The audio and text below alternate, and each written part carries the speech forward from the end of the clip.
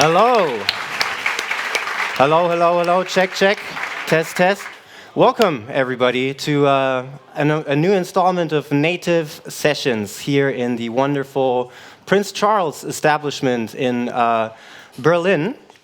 My name is Rafik, or DJ Rafik, and I guess the one important thing that you guys maybe should know for tonight is that I'm very, very passionate and enthusiastic about scratching, turntablism, anything that you can do with turntables and having creative impact on the music that you're using.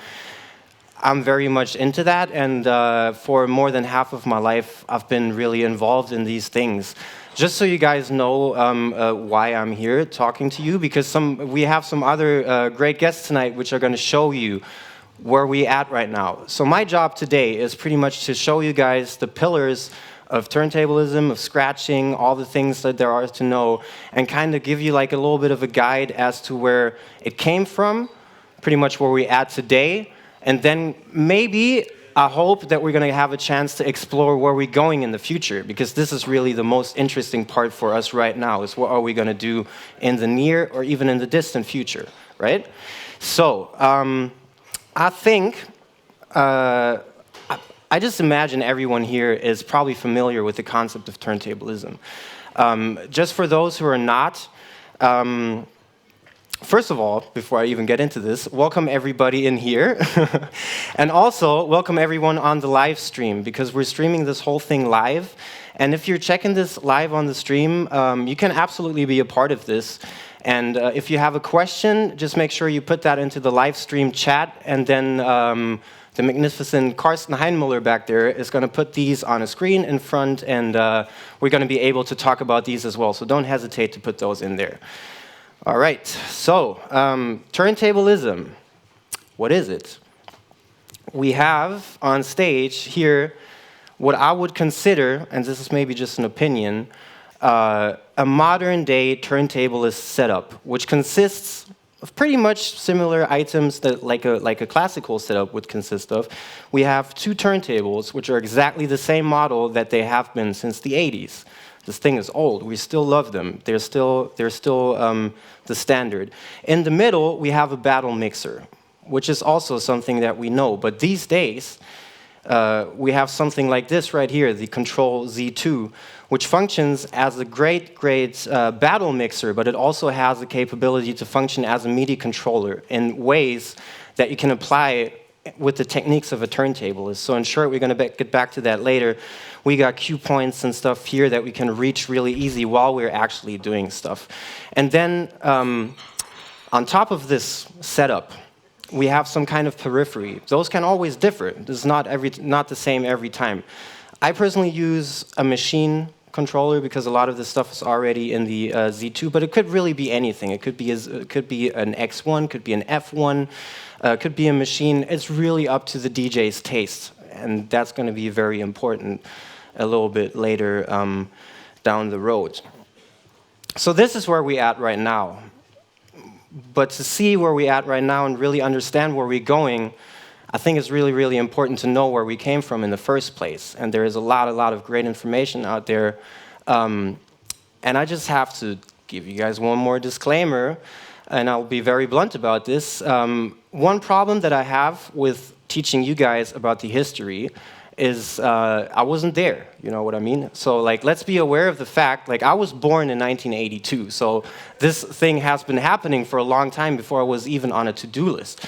So it's kind of like, I'm just telling you these things as a passionate guy that wasn't there. I'm telling you the stories. They may or may not be true, but they're great stories that give a lot of intel anyways, and we gotta pay respect to the originators. It's very, very important.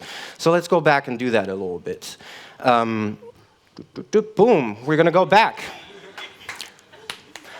A gramophone, ladies and gentlemen, and we're not gonna talk too much about it, but we have to think about it because this is the blueprint to everything that we're doing right now. This is the blueprint for the turntable. And it was built around 1885 or something like that. You know, it's a really old thing.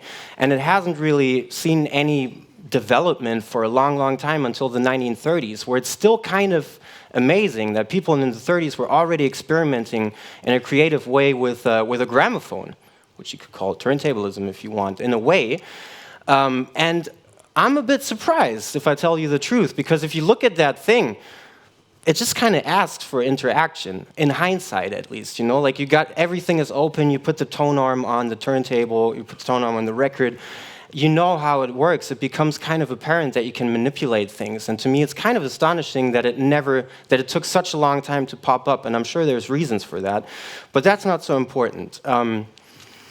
More importantly, there's been a little bit of a disappointing development been happening because it takes an astonishing 40 years for the next big thing to happen. And this is where we start caring about tonight, because now we're in the early to mid-70s in the Bronx, New York. People are putting up block parties, which become legendary and are like a very big cornerstone of hip-hop culture. And the standard DJ set is already a thing. We already have people using turntables and a mixer to mix together different records and keep the music going. And matter of fact, this is a picture of the first official DJ mixer. You know, the first mixer that was explicitly made to be used by DJs. And we can see there is 3 faders and an on and off switch. That's where we come from. That's pretty much it. It's called Rosie, by the way. I'm not even kidding. That's the name. So this is Rosie. We have a mixer now. And so there was a lot of DJs who already had a lot of creative energy to them. And I'm sure there was a lot of them, but one name that you're going to hear about a lot is the name Kool Herc, which is this guy. And Kool Herc realized when he was playing funk and disco records, we all know now that in funk and disco records, there's always a part where only the drummer plays, you know, which we call the break. And people were really into that little part of the music, so he thought to himself, it would be a good idea to keep this going a little bit longer, and then even emphasize the impact of the drop that comes when the music comes back in later. So he tried to figure out a way how to do that. And they first did that by actually taking the needle and taking it back a couple of grooves and trying to drop it on the right spot where the drum loop begins. And if you've ever worked with a turntable, you know that's insane. You know, it's really, really difficult to do that. It's very hard. It takes incredible precision and maybe a little bit of luck. It can be done, though, and that's what they did. It's just incredible. So they figure out this way how to prolong things, and since they're using breakbeats, they call it breakbeat DJing, which is kind of the blueprint to backspinning, beat juggling, all these things, right? So I'm going to try to take up the pace a little bit. Now we have a technique. Then Grandmaster Flash steps into the picture and brings a whole new technical dimension to it. Like, this guy is just amazingly talented on the technical side of things. Things start to be really clean. He comes up with little techniques that are like a little bit beyond the needle dropping thing. Rewinding the record and stuff. Called it punch phrasing, where he's actually like doing things like that before he's putting in the record to let it play. So there's a lot of creative things happening already. And that's being credited to Grandmaster Flash widely. Well, there's probably many people involved, but it's important to note that. Next big pillar that we need for today's topic is, of course, scratching. So how did that happen? There's also a great story for that. A young, around 14-year-old Grand Wizard Theodore is practicing break DJing and stuff in his room. His mom comes into the place because the music is too loud. He gets into trouble and stuff, and he just touches his record and just stands there and is like, oh, shit, okay? And then accidentally moves it back and forward a little bit, and he hears that on his headphones. And he kind of realizes that there's something funny happening, and he's interested in that. And he takes it, puts it into a package that he can perform, takes that to the block party. And you guys can imagine the impact that he had with that stuff, because we have a tool here, and we all know what it's for, you know? Like, it's the way I see it is pretty much like we all know what a car is, right? And then imagine someone all of a sudden finding a different appliance for that car. And he comes by with a flying car, and you can't comprehend that in the beginning, or I wouldn't be able to comprehend that in the beginning. Yet this guy is doing it. To me, it's exactly the same thing, you know, because someone blows our mind by doing something completely out of context, but we understand it. You know, that's the important part. We don't know what he's doing, but we hear some sort of a rhythmical thing going on with different pitches and like a little bit of an emotion even in a very simple way, and everyone will understand that. So there's like a little bit of a communication happening, and I think that's what we're really about. Like, we want to amaze people with what we do. That's one of the big things that you can go for as a turntablist. And if you can create some kind of emotion that way, it's really incredible. And it's pretty much what I guess people were striving for at that time. And just really quick, not to make this too much into a history lesson, but all these things like punch phrasing, backspinning, and things like that, they laid the foundation for what we know as hip-hop culture these days. And this is where we come from as turntablists, so it's important to bring that up. Okay, so now we say this is an instrument. Everybody says the turntable is an instrument. We don't really know what that means, though. So I want to point out something that might be interesting later on. I think it is an instrument, but it's not an instrument in the classical sense, because usually you would have a resonating body, right, like a guitar or anything, and you do something physical, and then there is some kind of vibration going on. I'm not an expert on these things, and that creates sound, but it's a typical sound for this instrument. The difference to what we're able to experience and do here is that we can choose what we want to use, because what we use is recordings, and you can use recordings of anything. So if you want to be a DJ and play songs, you can do that. If you want to be a guitarist and play a guitar solo, you can absolutely do that. All you need is a recording of your instrument or your desired outcome, and you can manipulate the hell out of it and make it sound like something that is identifiable, but completely different to how it started. And that's the effect that you can get with scratching. Okay, so this is Grandmaster Flash, by the way, and this is Grand Wizard Theodore. Okay, so 1983 was another very important year for scratching, because to popular belief and what I believe, that's the year when scratching hit the mainstream, because it was released on records like Herbie Hancock Rocket, and it was on TV and stuff. People it was in their face. People could be in touch with scratching and get the interest for it.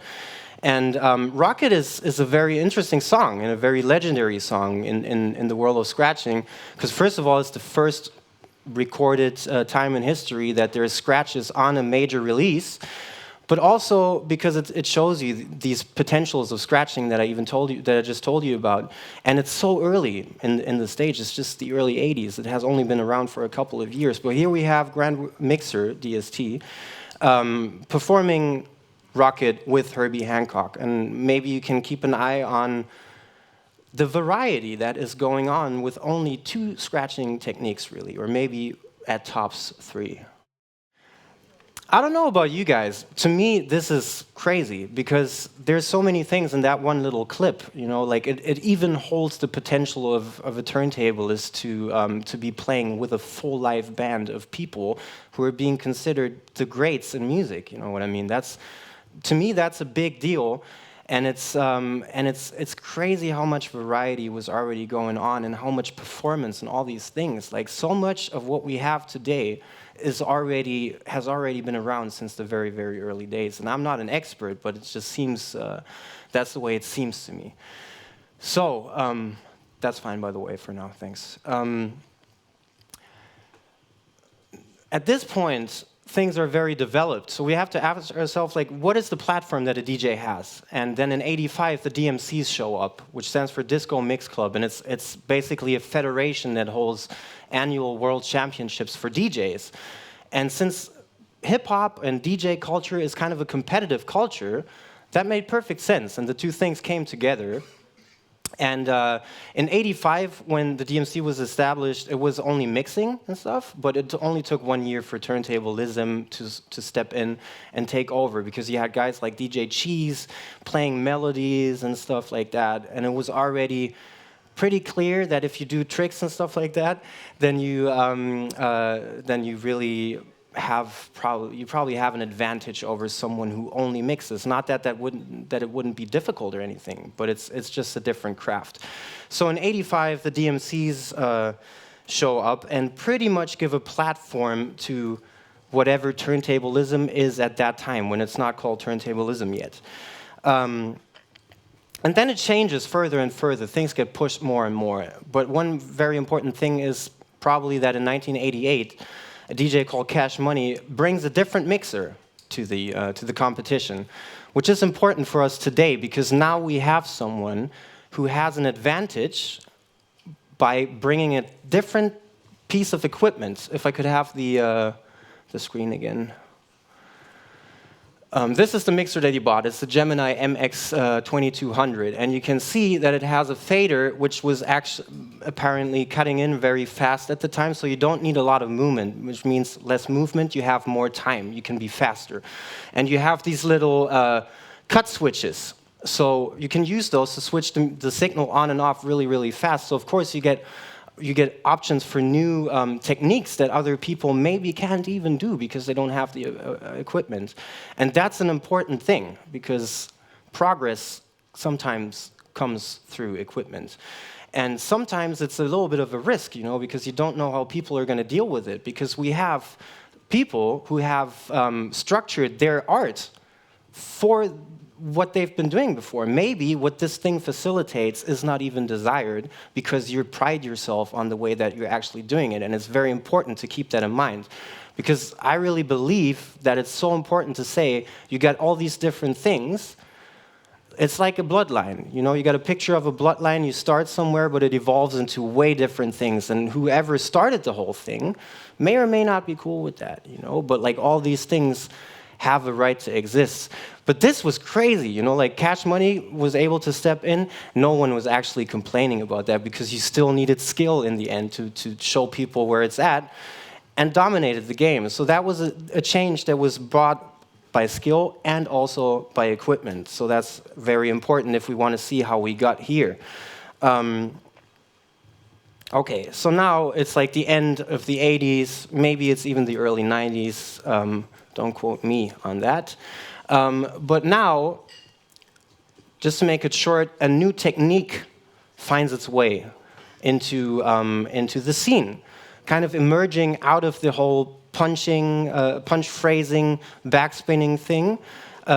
Steve D creates something that he calls bringing the funk out of a record, which we now refer to as the godmother of beat juggles, I would say. And beat juggles are pretty much, the concept is just, if we have this drum break, this is Apache, a classic drum break that all you guys probably know, but we've been talking about these earlier. I could punch phrase those and repeat them.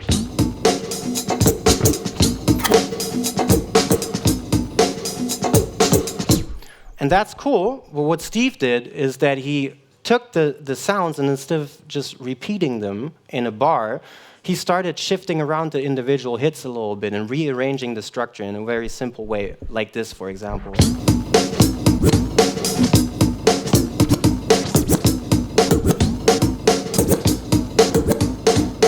And creating different patterns out of drums that used to sound a different way. But everybody understands what's happening because they can establish this abstract connection between what they hear and what they know, and then what they see. It's not important that they know what exactly is happening, as long as they can find some connection and be like, hey, this is the guy who's making this right now. That's really important.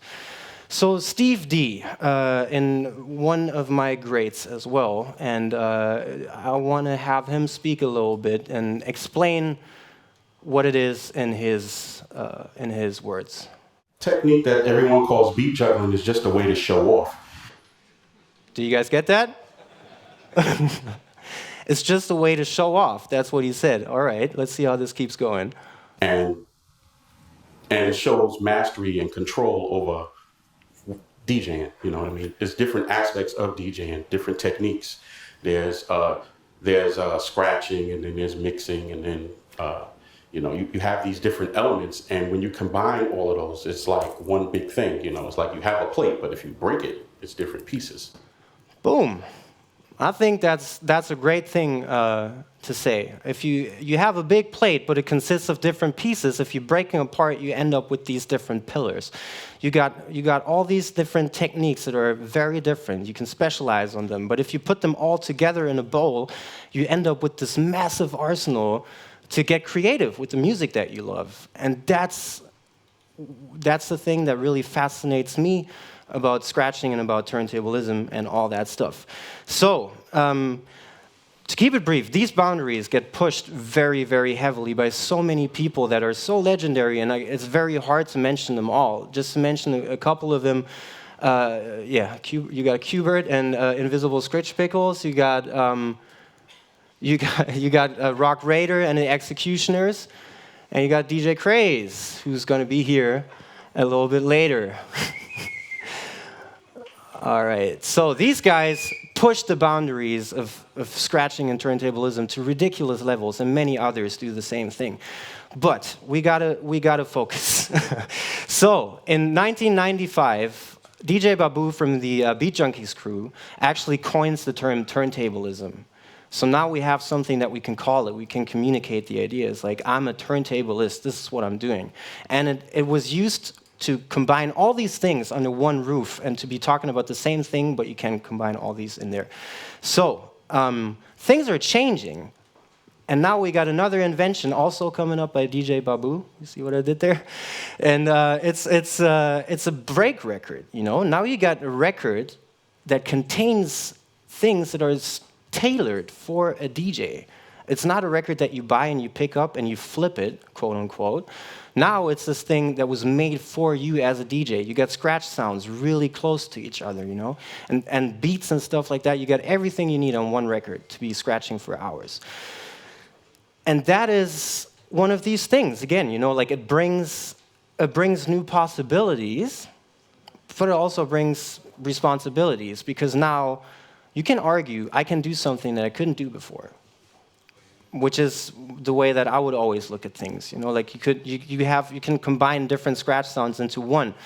On the other hand, it's very, very, very normal that people have come up with techniques to facilitate their process, and they don't want people to be using break records because it takes away from some of the charm. And I'm one of these people who love break records. I still think that's a fact. You got to take that into consideration, because people did things that are very entertainment, like changing records and stuff. That's something that looks good on stage. People had stacks of records, 10 records or whatever.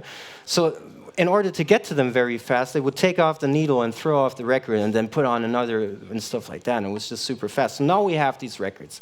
And again, that's one of these changes where we have to be careful about those. The next thing that happens in this perspective is the dub plate, which you guys all know from the drum and bass scene. It's the same idea. So we have break records, but everybody can have them. You can buy them in the store. Everybody sounds the same now. So people start in an effort to be more musical, to put little compositions on a dub plate and press that. And you can see how how this goes further and further, as in 2005, sometime between 2005 to 2007, I don't remember. But digital DJing got to a point where it was applicable for a turntablist, because before it was around and it was kind of like a turntable's wet dream and stuff to have this software, but it's not working yet, like you got a 5-second latency and stuff. Scratching is impossible. So around that time then, 2005 to 2007, it gets to the realm where you can actually do things with it. And that puts us to where we are today, I would say. And the dub plate area, the digital area, these are all things where I was involved in. So I think I can tell you a little bit more about those. But it's just important to mention that at some point, turntablism kind of hit a peak, technically, because you have all these giant leaps over time, where you have someone invent this technique, and it just goes further and further. At some point, it has to be more about detail. The leaps get a little bit smaller. That time was probably around like the early 2000s. And things started to be more and more and more just about crazy technical things. And then digital DJing brought in some possibilities that kind of put things a little bit into place. And that's my opinion, but I really stand by that, because now you can decide where you put things. You have to decide where technicality comes in. How technical do you want to be? How much do you want to amaze people? Is it important to have skills? Like, these are all questions that are important, and I think it's going to be the best idea to bring those up in the roundtable discussion that we have later, because I don't want you guys to go home with only my opinion on that stuff. So this puts us to the modern day and age, and I hope you guys have kind of an idea where we come from, so that we can now get into the part where we have all these instruments now, controllers that weren't there before. They're not necessarily a part of the classic definition of turntablism, but they're a part and everybody agrees it's a good idea to use those because it opens possibilities in every direction. It really challenges people's individuality, I think, more than anything else. But it's a discussion, and I'm very excited to get into that with you guys later and with those guys over there. And since we are talking since a very long time, I think it's probably a good idea to maybe see where we're at right now. So not sure how we're going to do this, but there's some guests in the house that we should all be very, very excited about. And I'm going to bring out the first of these guests right now.